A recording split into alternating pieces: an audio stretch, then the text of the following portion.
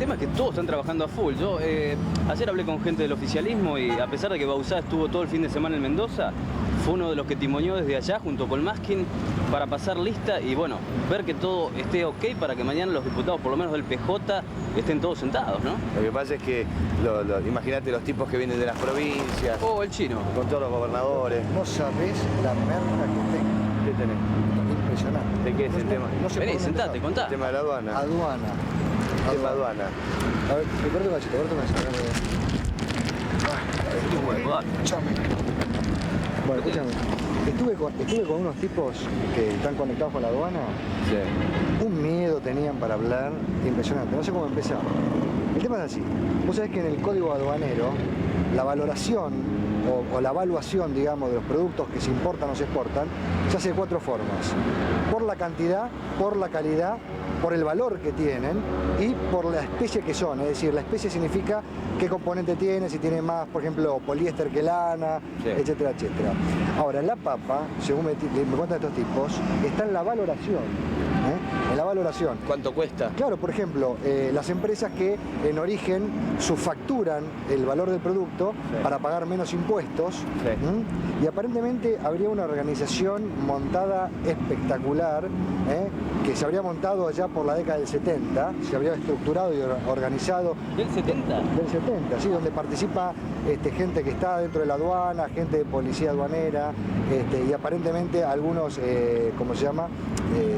Despachantes de aduana, donde cuando detectan a una empresa que está subfacturando o que puede subfacturar y no lo está haciendo, lo llaman y le dicen, escúchame, anda a ver a fulano, y cuando va a ver a fulano, fulano le dice, en vez de cobrarte 0,60, te cobro, por ejemplo, 1,50, pero, viste, quédate tranquilo, vas a poder subfacturar tranquilo, es más, te vamos a asesorar, si estás subfacturando de menos, subfactura más, o si estás subfacturando de más, viste, baja un poco porque se van a avivar, te controlan todo, te manejan todo, es espectacular. Pero tenía razón, eso es dinamita pura. Es dinamita pura y no sabés el miedo que tenían para hablar, ¿no? En el tema de sobrefacturación es lo mismo, es decir, las empresas que quieren exportar también hacen este mismo jueguito y elevan el valor FOB desde acá del producto para cobrar más reintegro. Ahora, esta gente está organizada, ¿cómo aparentemente es Vos llegás y sos un pirulo cualquiera y de golpe... Y si detectan que estás subfacturando, o por ejemplo te mandan al canal naranja, ¿viste? El famoso canal verde, canal naranja, sí, y detectan que vos estás subfacturando, en vez de levantarte un acta ahí, te llaman primero y te dicen, che, macho, estás subfacturando, sí, ¿viste? Arreglemos acá, etcétera, etcétera, y quédate piola que no te va a pasar nada. ¿Esto involucra a gente del gobierno?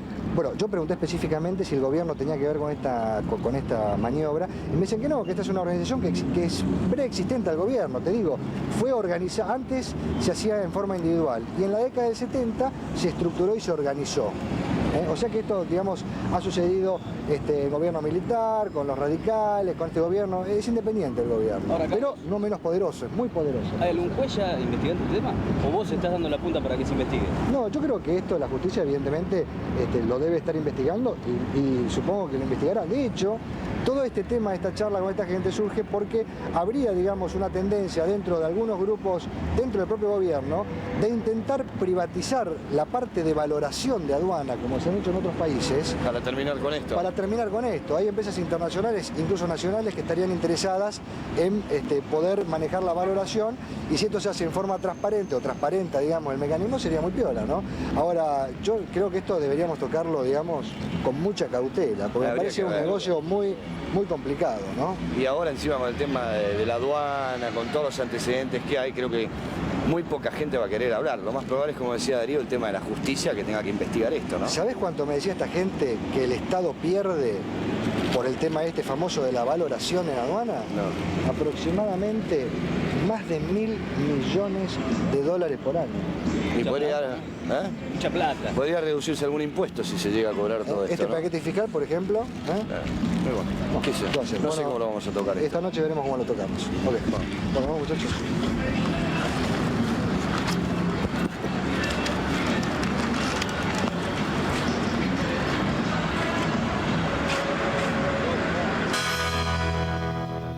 El tema es bastante complicado, bastante delicado, te digo. Al estilo Grondona, hubo mucha información que nos tiraste hoy en la plaza. Y hay más que vamos a discutir ahora, pero el tema es relativamente sencillo. Acá tenemos la aduana, por un lado, ¿no? Vamos a romper la noticia. Por acá tenemos la empresa que es importadora o exportadora. Sí. ¿La aduana qué hace? La aduana detecta a las empresas que están subfacturando o sobrefacturando según importen o exporten, o que son potenciales subfacturadoras o sobrefacturadoras, y le dicen, muchachos, vayan a ver a fulano de tal, que él les va a solucionar el tema. ¿Qué quiere decir solucionar el tema? Claro, en vez de pagar, suponete, $1 por lo que vale, le van a cobrar $1,50, pero le van a decir cómo sobrefacturar o subfacturar, les van a arreglar todos los problemas, y acá en la aduana va a caminar perfectamente. Pero es una aduana paralela que estaría funcionando para exactamente, los problemas. Es una organización que existe como organización, aproximadamente por la década del 70 se terminó de estructurar, pasan los gobiernos, ellos siguen existiendo, están metidos en todos los niveles de la aduana, de la policía aduanera, de los mismos despachantes de aduana, y los tipos te solucionan todos los problemas. Entonces, por ejemplo, el famoso canal verde, canal naranja que comentábamos recién. Si de repente en el sorteo te sale que tenés que ir al canal naranja, que significa que te revisan toda la documentación y descubren alguna irregularidad, te llaman, Escosimarro, venga, mire, acá hay un problema, usted está sobrefacturando, ¿por qué? Y porque el nomenclador dice que lo que usted dice que vale 40, afuera sale 100. Pero ¿cómo es ese procedimiento que te llaman? ¿Te llaman así? No debiera ser... No, te tienen que dar un acta, y cobrarte una multa y ir a la justicia y todo lo demás, pero parece que, digamos, previo a ese paso te llaman, te dicen, vení, cacho. No querés tener el acta. No querés tener el acta, bueno, viste, arreglamos este tema, te cobro tanto y a partir de ahora no seas tonto, viste, asesorate con la gente que corresponde para poder hacerlo. Bueno, este tipo de maniobra en lo que es subfacturación o sobrefacturación, el Estado está perdiendo aproximadamente 1.000 y pico de millones de dólares por año. Sin contar, por ejemplo, lo que nosotros conocemos como calecito o run tripping, por ejemplo el tema de los cigarrillos, que son otros 200 millones de dólares, y tantos temas más como, por ejemplo, los productos que salen con partes, no nacionales solamente, sino que salen con partes fabricadas en el país y partes fabricadas importadas, ¿viste? En vez de descontar esas partes importadas cuando salen al exterior, se computa el bien final como si fuera todo nacional y los reintegros se cobran por todo, por lo importado, por lo nacional. Entonces, si vos sumás toda esta cosa que tiene armada la aduana, digamos, la evasión fiscal que hay es muy importante, mucho más importante que la de DGI. De ahí debe venir la presión de economía con el tema de, que mencionas por ahí, una privatización de alguno de estos segmentos dentro de la aduana, como el tema de la evaluación o valoración. Como decíamos, el código aduanero controla la mercadería por calidad, cantidad. No se nota la C ahí. Sí, álida. Porque si no, cantidad, mucho los teléfonos.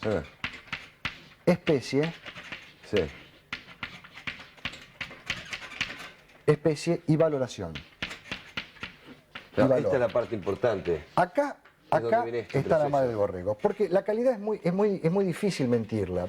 Si vos decís que traes lana, es lana, no puedes decir que traes seda, porque salta que es lana. En la cantidad, bueno, también es muy difícil porque vos no puedes decir yo traje 250 cuando estás trayendo 500. Y la especie, digamos acá el tema, sí puede haber algún tema que vos digas, bueno, lo mío es todo poliéster cuando traes 80 poliéster y 20 lana, suponete.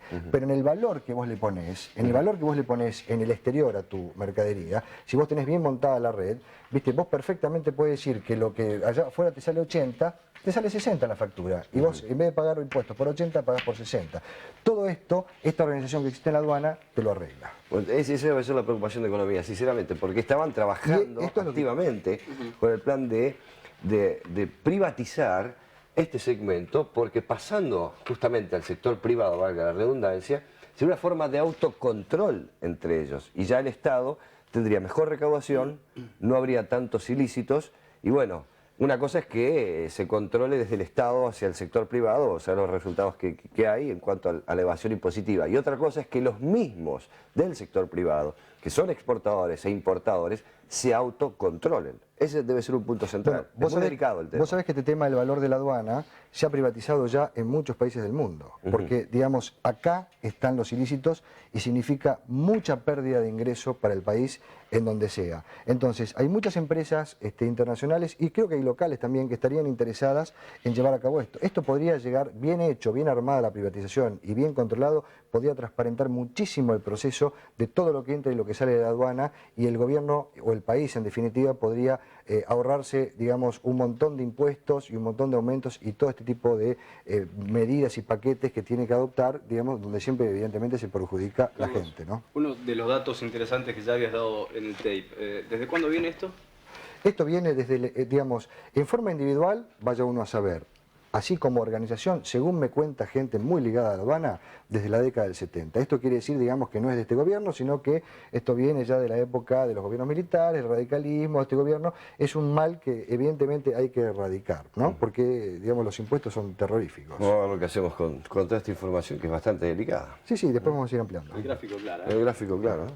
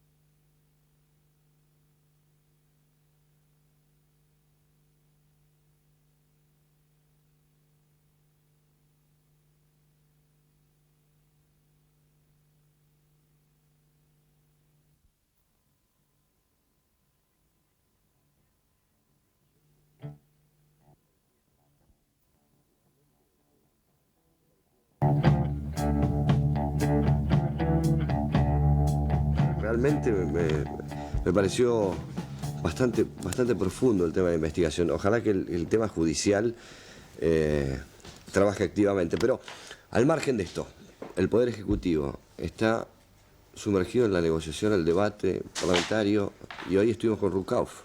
¿Qué te pareció? Muchas respuestas. Sí. Habla de la situación interna del PJ, de la situación del gobierno. Él vaticina que mañana sale la ley.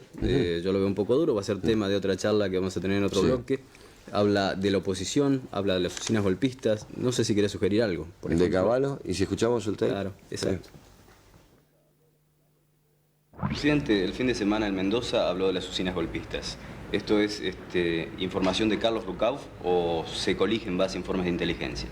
No, esto yo creo que está muy claro para cualquiera que vea la realidad, que cada vez que en la Argentina hay algún tipo de dificultad social o política, aparecen sectores que entran a hacer correr bolas, como decimos los argentinos, que son generalmente absurdas. Una de las bolas más absurdas es esta de que el presidente iba a cerrar el Congreso, y la otra es que yo lo iba a reemplazar al presidente. Ambas cosas no tienen nada que ver con la realidad. Doctor Rucauf, hoy el senador Cafiero hizo una especie de sugerencia como que el Poder Ejecutivo o el Gobierno no estaba escuchando de alguna manera lo que está reclamando la base del justicialismo. ¿Esto es así? Bueno, en primer lugar, los gobiernos no tienen que escuchar la base de un partido, sino la del conjunto de los argentinos. Y creo que el reclamo más claro de los argentinos hoy, que es reactivación económica y mejor nivel de empleo, es la preocupación obsesiva del gobierno. Que aún no se haya resuelto esto integralmente, no quiere decir que no se busquen temas de debate y temas de análisis parlamentario, como es, por ejemplo, todo lo vinculado al régimen laboral, como lo es el sistema impositivo que intenta achicar un déficit fiscal que, de persistir, nos quita crédito externo y en consecuencia no llega el crédito interno que estamos esperando, creo, todos los sectores medios de la sociedad. Doctor Rucauf, usted mencionaba recién el desempleo y muchos analistas dicen que este es un problema que está para quedarse en la Argentina por lo menos por los próximos 10 años. El gobierno respondió con el proyecto de flexibilización laboral. ¿En qué consiste esto? Bueno, en primer lugar, en el mundo el desempleo ha llegado como una plaga de fin de siglo. Digamos que el proceso de industrialización en su momento creó un desempleo que luego fue superado en la medida en que los obreros entraron a trabajar a reparar la industria o en la propia estructura industrial. El segundo proceso revolucionario, que es el cibernético, parece no requerir para arreglarse o para mejorarse del trabajador, sino de una mayor profundización de la robotización. Así que hoy, desde la cumbre de Lille fracasada en Francia, donde el G7 intentó hablar de este tema y no lo logró, hasta las expresiones de los más conspicuos líderes del mundo, entre ellos nuestro visitante actual Helmut Kohl, es evidente que el desempleo es un tema estructural del mundo. Este es un tema básico y en consecuencia así debe ser encarado. Pero mal de mucho no puede ser consuelo de tontos y en consecuencia no deberíamos nosotros, con una población de solamente algo más de 35 millones de habitantes, plantearnos que nuestra hipótesis necesariamente es la de un alto nivel de desempleo. Esto también está vinculado a cómo tratemos el tema migratorio, porque algunos de nuestros vecinos tienen poca desocupación porque la desocupación está aquí en la Argentina, reemplazando mano de obra local. Así que el tema migratorio tiene que ser motivo de análisis en el Mercosur y motivo de análisis en América Latina, y el tema desempleo un tema de carácter internacional. Así veo yo básicamente el tema del desempleo. Ahora bien, en materia de flexibilización, yo creo que hay que diferenciar claramente aquello que es el obrero que hoy está trabajando, que tiene que mantener su nivel de protección, del obrero que está fuera del mercado de trabajo, que tiene que tener una flexibilización de ingreso, que implica de egreso, porque si no queda fuera del mercado de trabajo. A mí me parece bien que se defienda las leyes que protegen a quien hoy está trabajando, porque de hecho muchas veces en la Argentina, cuando se le han dado ventajas a los sectores patronales para que realicen determinado tipo de actividad, han embolsado el dinero y no han realizado esa actividad. Entonces, una gran flexibilización para quien trabaja puede significar más desempleo. Pero para quien está fuera del mercado de trabajo, darle una legislación que le permita trabajar es vital. Y esto es lo que tiene que definir el Parlamento en debates que tienen que ser profundos, donde hay que escuchar a todo el mundo y donde hay que sacar consensos. Pero el tema era muy amplio lo que decía Rucauf. Inmigrantes, desempleo, desocupación, flexibilidad laboral. Me llamó la atención el tema de los inmigrantes.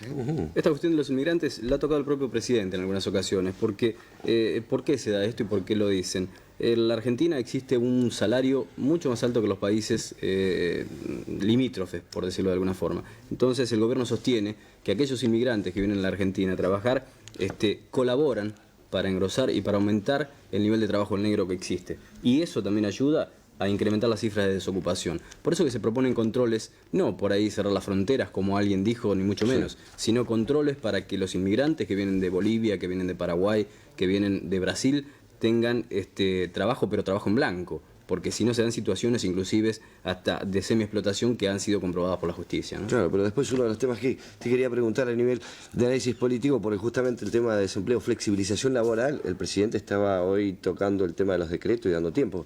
Así nos lo contás un poco más en detalle en unos minutos más, porque incluso ya estaban llegando llamados de la primera charla que tuvimos. Sí, llamó un inspector de la Administración de Aduanas, no quiso dar su nombre. No quiso dar su nombre. No quiso dar su nombre y pregunta por qué el periodista, yo, Uh-huh. no menciono la ley 23.311 que evalúa cómo se valoriza la mercadería de importación. Bueno, evidentemente existe una ley que valoriza cómo se valoriza la mercadería, pero por lo que uno ve y lo que uno escucha y lo que la propia gente de adentro de aduana le cuenta, esta ley, digamos, no funciona demasiado bien porque existe esta organización paralela, digamos, que tergiversa todo, le dice a uno cómo tiene que subfacturar, cómo debe hacerlo. Si no lo hace, le levanta, digamos, actas, lo manda a la justicia. Es decir, hay toda una organización muy montada acá que por algún motivo, no solamente en Argentina, sino en otros países del mundo, la tendencia es privatizar este sector de valoración de la aduana, ¿no? No, pero como dice el refrán, echa la ley, echa la trampa. Muy bien. Pero otra persona llamó, Marta Almagro, dice, pregunta si hay alguna forma de adquirir los autos que están parados en la aduana bajo el régimen de discapacidad. Dos cosas. Esto se lo vamos a preguntar dentro de unos instantes a Carlos Magariños, que es el representante comercial de Argentina en Estados Unidos y que ocupó obviamente el cargo de la Secretaría de Industria. Y otro de los temas del régimen de discapacidad, no nos olvidemos que fue un tema candente cuando entraban los coches importados, Los bajo Mercedes-Benz, los Mercedes-Benz, de algunos famosos, de algunas personas encumbradas. Sí, algunos de los cuales ya han sido sobreseídos por la Ya, justicia, ¿no? exactamente, fueron sobreseídos por la justicia, así que el tema del régimen de discapacidad, quién sabe, hay gente que con gran realidad lo necesita, realmente los necesita, y quién sabe por justas personas, esos pecadores les han hecho que pierdan este momento o se haga bastante difícil llegar a este sistema de autos. Ahora no sé si está vigente o no, eso se lo vamos a preguntar al actual secretario de Relaciones, no, el embajador. Representante económico Comercial de Argentina en Estados Unidos. Tenemos una segunda parte del reportaje con Rucauf. Sí. Alta tasa de desempleo, leyes que no salen en el Parlamento, cumbres con el presidente Carlos Menem en Olivos que aparentemente no dieron los resultados pretendidos. ¿Es este el peor momento del gobierno? Bueno, en primer lugar, quien vea la vida con espejo retrovisor tiene muy cerca en la historia de la Argentina momentos gravísimos. El fin de Alfonsín, el primer año y medio de Menem. Digamos que eran momentos realmente de una gravedad inusitada, nada que ver con esto. Yo creo que la cumbre de Olivos no ha caído en el vacío. Hay una actitud de los bloques legislativos de mucha colaboración. El hecho de que no se logró en diputados la semana pasada un resultado es una coyuntura. Doctor Rucauf, ¿el 97 puede ser para el gobierno el 87 del doctor Alfonsín? En primer lugar, los liderazgos son distintos y la capacidad de reacción es distinta, en mi opinión, de ambos gobiernos y de ambas fuerzas políticas. Usted ve lo que le pasa de la Rúa en la capital. Acaba de asumir y ya tiene su partido complicándole la vida.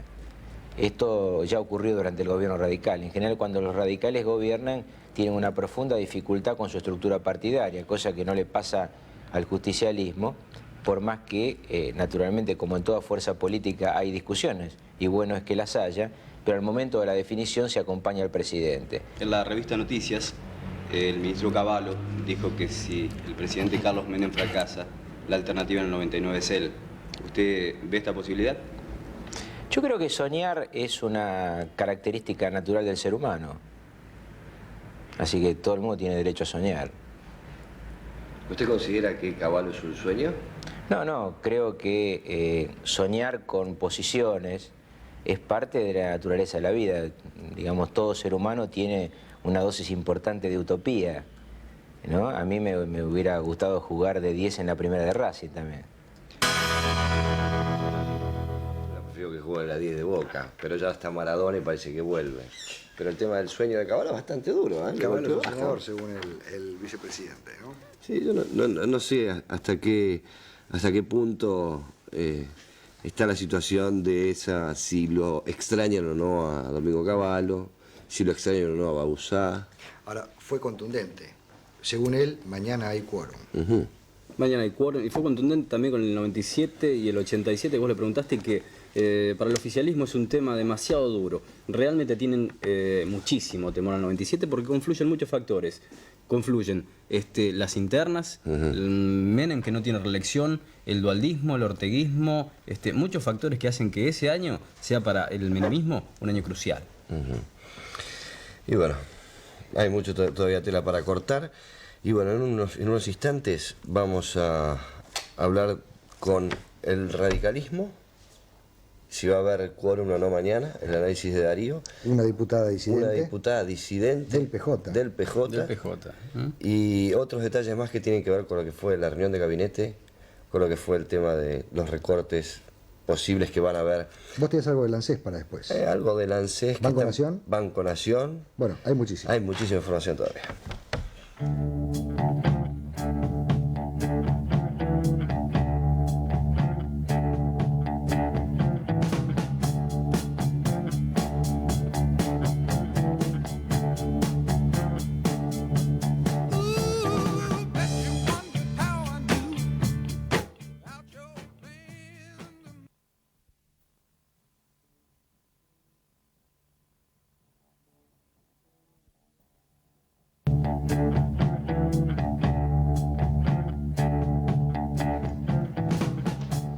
Bueno, muchachos, estamos al aire.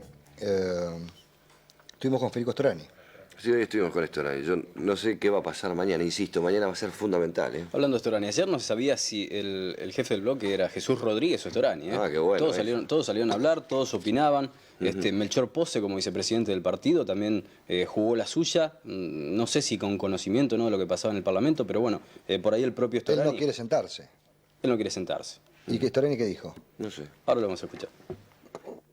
Pero le quiero adelantar un criterio general. El criterio general que se votó en el bloque a principio de año, que se ha venido respetando escrupulosamente, es la regla general: nosotros asistimos, vamos a los debates, sentamos nuestra posición, las hacemos conocer públicamente, intentamos difundirla de la manera más amplia, porque ese es el rol que nos ha puesto el pueblo argentino, es decir, oposición que equilibre, que controle y que presente sus propuestas. Y el ámbito natural es hacerlo en la Cámara de Diputados. El hecho de que la correlación de fuerza no nos favorezca no nos autorizaría para utilizar un recurso extremo, que sí es usado de manera excepcional, como es la falta de quórum o el número que requiere la Cámara para funcionar. El tema es fundamental, sí, pero el radicalismo ahora, porque es oposición. El gobierno, cuando era oposición, también hacía ese mismo mecanismo. La imagen está cambiando, la opinión pública está pensando y encima... La opinión pública presiona ¿sabes? los partidos políticos. Que hay una encuesta en ese sentido y el 61% de los encuestados, 400 en la capital federal y el Gran Buenos Aires, dicen que vetan como mecanismo sistemático de no aprobar las leyes la falta de quórum. Sí, es decir, que quieren que se sienten las bancas en el Parlamento. Es lógico. Y aparte, vamos a ser más extensivos, dentro del propio radicalismo hay muchas internas. Esta mañana, con Carlos en la radio, Melchor Pose nos decía algo como esta, ¿eh? Que piense el Frepaso, al que respetamos como partido, pero es distinto a nosotros. Nosotros somos un partido nacional, tenemos que debatir con los diputados de todo el país. No podemos por televisión o por radio dar órdenes a nuestros diputados de Chaco, de Formosa, o de Misiones o de Río Negro. Tienen que venir y están llegando y hoy van a hacer el debate. El Frepaso es un partido con características distintas. Es un partido más de la capital federal, no es un partido nacional. Y por lo tanto les resulta fácil tomar medidas hablando por radio o televisión. Ese es el tema. Ahora, referentes del radicalismo dicen que el Frepaso es solo un partido de la capital federal. No, es solo un partido capital más. Es un partido más. Un lindo palo para el Chacho Álvarez, ¿eh? No, sí, la verdad, pero... Y me parece que lo que mencionaba de las internas dentro del radicalismo, le preguntamos a Freddy Storani qué pensaba, qué opinaba de estas declaraciones de Melchor Pose. A ver qué nos dijo. Que van a tener hoy por la tarde, el intendente Melchor Pose dijo que admitió algunas diferencias, pero él era partidario de no ir, porque justamente estaban en contra de este paquete de medidas. ¿Cómo va a ser hoy el debate? Bueno, seguramente el intendente San Isidro, Melchor Pose, a lo mejor no está suficientemente informado, porque hay un criterio general del bloque que yo reitero, y en segundo lugar, si en toda cosa que no estuviéramos de acuerdo no fuéramos al recinto, no habría parlamento, eso es claro. Diputado, se colige por lo que está diciendo que no es condición indispensable que el ministro de Economía, Roque Fernández, venga a informar mañana a diputados, como dijo Jesús Rodríguez. Sería lo mejor, y Jesús Rodríguez tiene razón, en cuanto que si vamos a tratar este paquete de medidas tan trascendente, pero además hemos iniciado el tratamiento del presupuesto, que es la ley de leyes, donde Roque Fernández nos está pidiendo ahora 4.000 millones de pesos más. En su momento Cavallo pedía 2.500, por el déficit fiscal que tienen, por la falta de previsión que han tenido. Sería muy importante para el país, ya es un problema fuera del problema parlamentario, sino para la tranquilidad del país, que el ministro viniera, que explicara sus razones, que lo hiciera de cara a toda la opinión pública, que esto pudiera ser transmitido por los medios de comunicación y que a su vez la oposición dijera lo que tenemos que decir. No hemos tenido suerte otras veces, hemos pedido que venga Corach por el tema de la violencia generalizada en el país, no ha venido. Hemos pedido que venga Di Tella cuando se produjeron los acuerdos petroleros con el Reino Unido, no logramos que viniera. Pedimos que viniera Camilión cuando era ministro de Defensa por la venta de armas, tampoco vino una interpelación, vino solamente las comisiones respectivas. Es decir que ha habido una permanente disminución de la importancia que tiene el Parlamento deliberadamente por parte del oficialismo. Bueno, estuvo fuerte Federico Sterani con Pose. Estuvo fuerte, pero yo creo que más allá del palo que le pega a Pose, dentro de todo Sterani estuvo medido, porque hoy a las 6:30 de la tarde en el Comité Nacional la cosa parece que fue un poco más fuerte. Inclusive no faltaron quienes le pasaron factura a Terraño, por ejemplo, por interpretar que va a la cola del Frepaso y va a la cola del jefe del Frepaso, que es Tito Álvarez. La idea fundamental que había quedado es que el tema del apagón había sido convocado por el Frepaso y el radicalismo acompañó. No como que fue generado desde el centro o el núcleo del radicalismo. No, o sea, el Frepaso buscando la estructura partidaria que tiene montada el radicalismo a nivel nacional para sumarse. Con una buena idea. Con una buena idea. Claro, yo creo que en ese sentido a Terraño le faltó timing y también le faltaron reflejos. Ahora, yo veo lo siguiente acá. ¿Usted conoce ese refrán de el que se quema con leche cuando una vaca llora? El radicalismo está diciendo que se va a sentar. El, digamos, Frepaso dice que se va a sentar. Sin embargo, hoy Lamberto estaba muy cauteloso diciéndonos esto, y Humberto Rollero, nos lo encontramos, el presidente de la Cámara de Industria de Diputados, nos lo encontramos los tres a la salida de la Cámara de Diputados, y también se mostró cauteloso. Entonces, el oficialismo se muestra cauteloso con lo que va a suceder mañana, cuando la oposición está manifestando que ellos por lo menos van a ir a sentarse. Claro, pero hay que ver lo que piensa, hay que ver cómo es la negociación, porque una cosa es decir, sí, se van a sentar, y otra cosa es, los legisladores provinciales se van a sentar, que fue el palo a la rueda de la semana pasada. ¿Se van a sentar? Tenemos un legislador provincial. A ver, un disidente, una disidente. Realmente yo no di quórum, así como otros legisladores justicialistas de Santa Cruz, porque no estamos de acuerdo con este paquete. Yo creo que habría que hacer otros ajustes, como cobrar los impuestos como corresponde, achicar el gasto público, y no es posible que quitemos aportes patronales por un lado, después entonces como no salda tenemos que quitar asignaciones familiares. Y por otro lado, como pocos pagan impuestos y no los pagan los que deben, entonces esos pocos van a tener que pagar más. ¿Va a dar quórum? Bueno, en esta próxima sesión, si se lograra el quórum, yo haría manifiesto mi voto negativo. Pero va a sentarse. Si hubiera quórum, yo me sentaría. Si no se logra el quórum, bueno, trataré, es decir, yo no creo en estas medidas. Definitivamente no las apoyo para nada. Bueno, las declaraciones, las declaraciones de la diputada muestran una vez más que hay disidencias en el bloque del PJ, que los legisladores provinciales quieren otra cosa, que no se alinean con la conducción de Jorge Maskin, y bueno, estamos hablando de una legisladora que ya dijo, si doy quórum, si me siento, es para decir que no. Y esto mañana se le puede complicar al oficialismo. Yo no sé qué sucederá, pero hubo una serie de cumbres en estas últimas horas. Hoy decenas.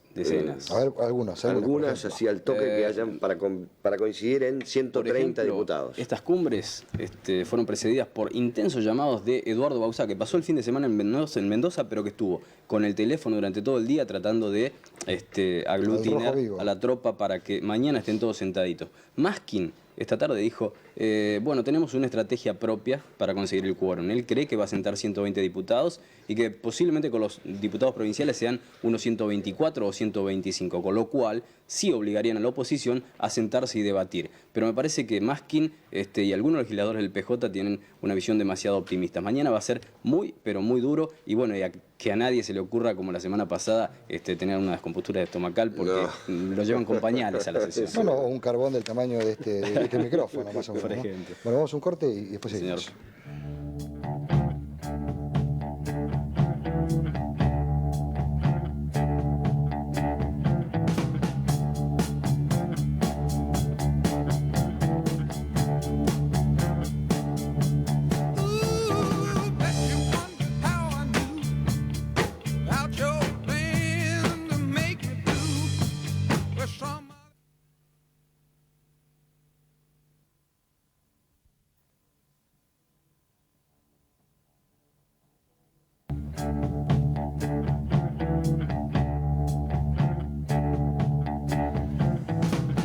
Buenas noches, Carlos Magariños, ahora embajador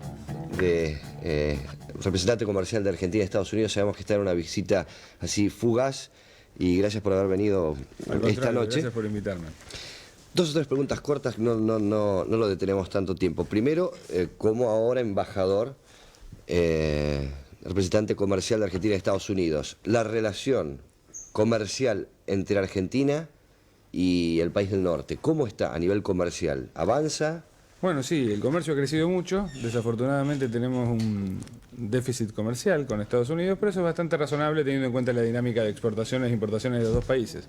Sin embargo, en este tema estamos trabajando, elaborando estrategias para asegurar que los exportadores argentinos van a poder acceder a ese mercado. En ese tema ha trabajado muy bien el embajador ante los Estados Unidos, Raúl Granillo Campo. Y justamente es uno de los motivos del viaje, revisar algunas estrategias que el Ministerio de Economía tiene que discutir con la Cancillería y con otros organismos para destrabar algunas exportaciones argentinas.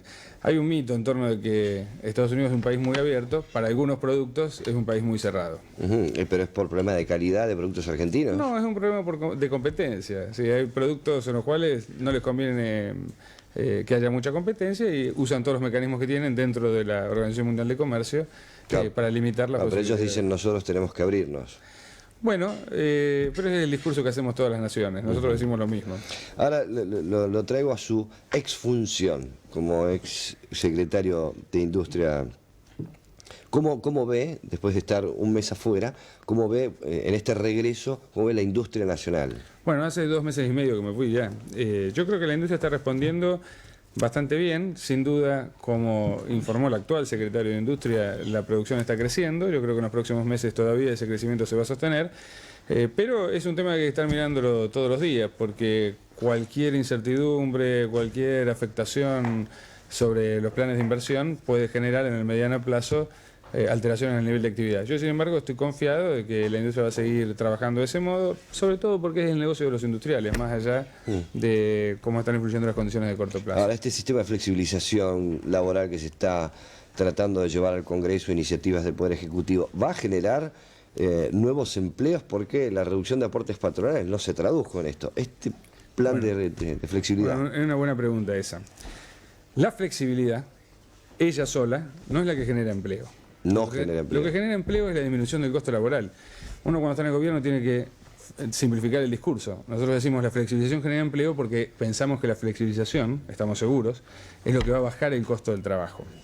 Fíjese, hay estudios internacionales en esta materia. Cuando baja 1% el costo de trabajo, aumenta 1% el empleo. La velocidad con que eso ocurre depende de la flexibilización de las leyes laborales. ¿Cuál es el único país que en los últimos 2 o 3 años ha mostrado aumento de la tasa de ocupación, es decir, una disminución del desempleo? Los Estados Unidos, que son justamente un país que tiene una legislación muy flexible, con bajos costos de indemnización y prácticamente sin impuestos al trabajo.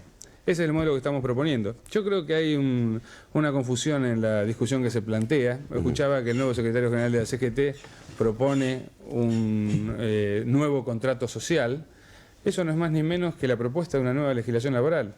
De hecho, en las fábricas, para cualquiera que haya recorrido las plantas industriales, hay un fuerte proceso de flexibilización que, traducido en legislación laboral adecuada, va a reducir la incertidumbre y aumentar los puestos de trabajo. Por eso, la flexibilización produce empleo como una forma de reducir los costos al trabajo. Por último, licenciado, una pregunta que había hecho un oyente, decía si hay alguna forma de adquirir autos que están parados en la aduana bajo el régimen de discapacidad. ¿Hay alguna...? Bueno, hay una circular de aduana respecto a ese tema, pero en general uno accede a mecanismos de ese tipo cuando se procede al remate de las partidas remanentes que los usuarios originales no importaron. Pero son mecanismos especiales. Yo diría a la gente que no se preocupe por eso, hay muchos buenos autos nacionales para comprar.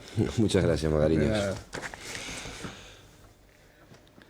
Bueno, reuniones de todo tipo, Darío. Sí, señor, pero antes coincido básicamente con lo que dice Magariños. Creo que la flexibilidad laboral por sí sola no puede generar empleo. El gobierno me parece que de alguna u otra forma piensa distinto, porque hoy el presidente Menem en la reunión de gabinete dijo que la legislación laboral va a salir en 10 días cuando se lo manden, digamos, el gobierno, para que tengas una idea, en 10 días va a remitir el proyecto de flexibilidad laboral. Al Senado, al Congreso. Al Congreso. Si en una semana o en 2 no se aprueba, saldrían los decretos. La decisión de Menem es irrevocable, él quiere tener ese... Decreto de necesidad de urgencia. Sí, señor, para después, lógicamente, ser refrendado por el Congreso como establece la nueva Constitución. ¿Y del tema de la regionalización que se tocó en gabinete hoy? Se determinó la regionalización del país. Han quedado constituidas que ya casi estaban de hecho. Dromi volvió... Exacto, pero no solo Dromi, porque en esto trabajó también mucho el ministro del Interior, Carlos Corach. Pero había mucha confusión. El gobierno no distribuyó el mapa de cómo queda constituido el país en base a esta nueva regionalización y las provincias decían, bueno, ¿dónde estoy? ¿Alguna información que me comentaban esta tarde después de gabinete, dice que, por ejemplo, La Rioja no quedaría en el Nuevo Cuyo, que es una de las regiones en las cuales se divide el país, y que la capital federal y Buenos Aires quedarían dentro de la región bonaerense, lo cual podría generar algún tipo de disputas, por ejemplo, entre Duhalde y de la Rúa. No te olvides que Duhalde siempre ha puesto en límites a lo que es Buenos Aires o la capital, inclusive a algunos detalles mínimos como es una bandera de la provincia, ¿no? Bueno, lo que pasa es que esta mañana en la radio le preguntábamos a Lamberto justamente qué opinaba él, o digamos su bloque, de lo que iba a ser el proyecto de flexibilización laboral, a lo que él contestó, bueno, el proyecto todavía no ha entrado, así que no quiero opinar. Entonces, digamos, la repregunta nuestra fue, bueno, por un lado, el presidente lo está impulsando, dice que, digamos, es la base a partir de la cual se va a empezar a eliminar el desempleo. Todos los empresarios apoyan, ¿no es cierto?, este modelo de flexibilización laboral. Daniel Funes de Rioja, digamos que en esta materia el vocero de la Unión Industrial ha sido muy enfático en esto, pero por otro lado, la CGT para el día 26 y 27 está planeando un paro justamente en contra de este tipo de medidas. Y el Congreso, digamos, va a ser el detonante o el lugar donde se va a plantear esto. ¿Vos qué repercusiones tenés de esto? Carlos, los sectores que ahora se han integrado nuevamente a la CGT, como el MTA y el CTA, ya le advirtieron al flamante secretario general de la CGT, Rodolfo Ader, que si hay negociaciones con el gobierno, que si se trata de sentar en una mesa para negociar esto de la flexibilidad laboral, ellos otra vez se van de la CGT. Así de dura viene la mano. Bueno, yo te digo, esto me lo contó un pajarito totalmente off the record. Hoy en la oficina de Lorenzo Miguel estaban Palacio, Moyano, digamos, todos los muchachos de la CGT estaban en la oficina de Lorenzo Miguel. Están muy atentos a lo que va a hacer el gobierno y, bueno, sostienen que los decretos no se los bancan. Muy bien.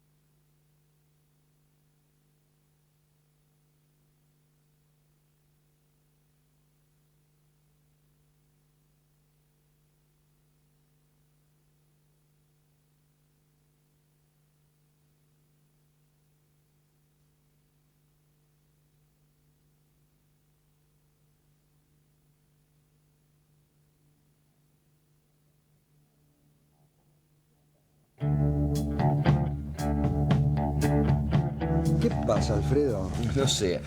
Acaba de llamarnos, esto sí con nombre y apellido, doctor Jorge Osbuela, jefe de división de las causas penales de la aduana. Y dice: pienso que la solución no es transferir al sector privado la corrupción, sino extremar los cuidados y poner un sistema de filtros de manera que antes de documentar la importación o exportación, la aduana esté advertida del riesgo. Una aclaración entre comillas, está reconociendo que hay problemas en la aduana. Obviamente. Implícitamente, ¿Quién es el señor? ¿Quién es? Jorge Osbuela. Vamos a leerlo completo. ¿Qué cargo ocupa? Es el jefe de división causas penales de la aduana. Reconoce que hay ilícitos. Sí. Si hay jueces que consideran que la aduana no puede controlar el valor por las reglas del GATT, que es el Acuerdo General de Aranceles y Tarifa Internacional, no hay sistema público o privado que funcione. Es un descargo que está haciendo y bueno, es la gente que está respondiendo al tema de lo que habías comentado, Carlos, en el primer bloque, ¿no? Sí, señor. Dos comentarios con respecto al tema de la aduana. Recibí un llamado hace un rato de otra persona muy ligada a la aduana. ¿Sabés en la totalidad, digamos, cuál es la evasión que existe en la aduana hoy en día? No. El 40% de lo que factura la aduana se evade. Prácticamente la mitad de lo que se recauda por la aduana, que es el principal órgano recaudador del país, todo lo que entra y sale del país pasa por ahí, el 40% se evade fiscalmente con estas maniobras de facturación, sobrefacturación, calecita, etc. Otro señor que se llama Jorge Safe, que es un despachante de aduana, dice, sostiene que el responsable de que esa organización mafiosa no existe en la aduana es el administrador nacional. Si existe es porque él es un incompetente. Otro más que reconoce que existe una organización mafiosa. Es un tema delicado.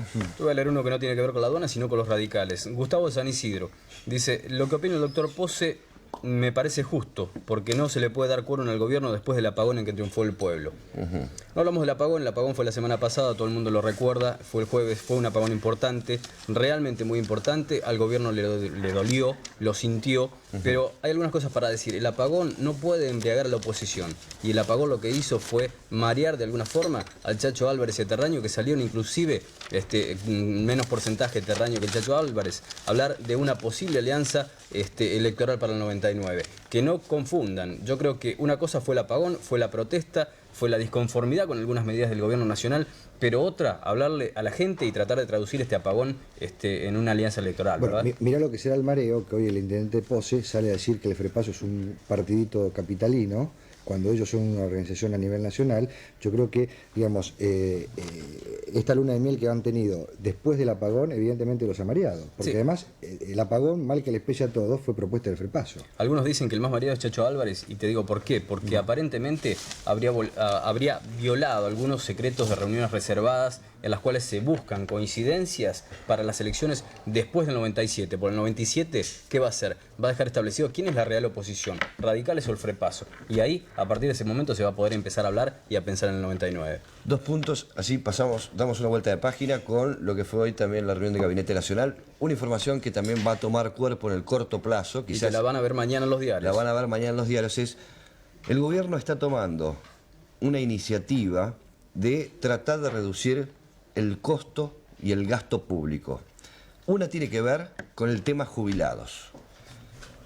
En la época de Domingo Cavallo, cuando era ministro de Economía, se fijó un tope para las jubilaciones, 3.100 pesos por mes. Sí, señor.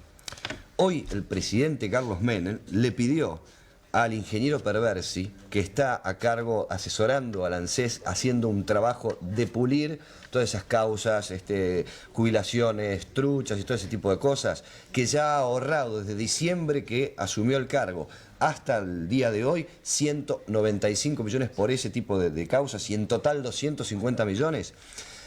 Una de las alternativas que se abarajó y que fue Perversi con los datos sobre la mesa es que esos 3.100 pesos de jubilación privada pueden descender a 2.400 pesos. Wow. El ahorro, porque el ahorro que permitiría sería, por esa reducción, por todo ese escalafón que bajaría de 3.100 a 2.400, un ahorro de 110 millones de dólares. Para destinarse en su totalidad al sistema de jubilación y pensión, para la gente que se ha jubilada honesta, que perciba esos salarios de manera correcta, que haya aportado correctamente durante años de trabajo y que un grupo quizás de personas inescrupulosas está haciendo movidas o movimientos malintencionados en detrimento de los jubilados. Otro tema. El punto central de esto es que sobre la base de los 3,5 millones de jubilados que tiene el sistema, esta reducción de 3.100 a 2.400 involucra solo a 7.430 personas. Nada más. Nada más. Nada más. O sea, estas jubilaciones que vendrían a ser tipo de privilegio por encima de 2.400... Un costo bastante chico, ¿no? Exactamente. Imagínense que una reducción de esa magnitud, de 110 millones, implica un 10% de incremento sobre una masa de jubilados de 700.000 pensiones. Es realmente muy fuerte el impacto. El gobierno Con está un costo decidido, para el gobierno muy reducido. Y aparte es evadir, el tema de la evasión es un ataque frontal. Dicen que Perversi, le había comentado al presidente que es una acción muy directa con el tema de la evasión impositiva en el tema de jubilaciones y pensiones. Y que en un año, el sistema jubilatorio previsional que tiene hoy déficit, en un año, a fin del 97, podría estar totalmente saneado. Alfredo, Bueno, como le gusta decir a Alfredo, el presidente dijo, a esto sí, pero todo lo que se ahorre, que vuelva al sistema previsional. Bueno, nos estamos yendo, vi un tema del Banco Nación, no sé si lo querés comentar rápido. Es muy breve. El juez Bañasco, hoy... Sí. puede confirmar que tiene los nombres de gran parte de las 8 cuentas de Estados Unidos involucradas en las supuestas coimas de los 37 millones de dólares en la contratación IBM Banco Nación. ¿Cuándo va a tirar esos nombres? Yo creo que sigue la investigación y Estados Unidos está abriendo esas cuentas. Estados Unidos... ¿Pero no estaban en Suiza? Estados Unidos está abriendo esas cuentas. Suiza puede ser otra alternativa, otras cuentas.